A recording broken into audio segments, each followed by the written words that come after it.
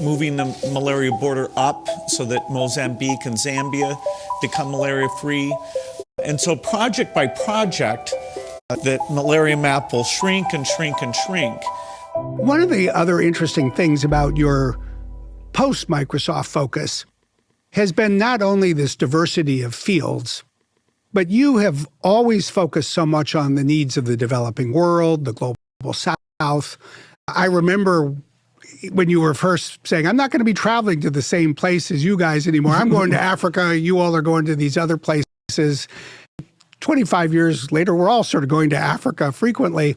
But in some ways, I think the history of technology has not been kind to the global South, especially if you look at electricity as this great general purpose technology that 700 million people still don't have, including 43% of the people in Africa.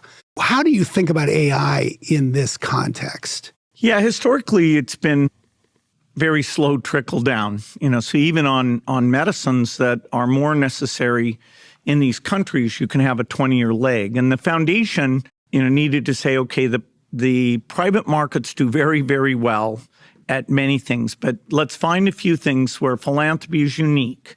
A disease like malaria, where there is no market because the people who have it are very poor, so their voice in the marketplace is muted. And let's take this wealth that Microsoft success created and give it back to those most in need.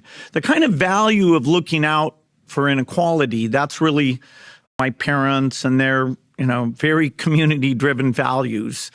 And then you apply my sort of numeric thing of, okay, how do you save children's lives? And are the very important things being done? And that led me to learn about nutrition and infectious disease and get out there in the field. And it's been very successful. Child to death went from 10 million a year to 5 million a year, but we still have a lot more to do.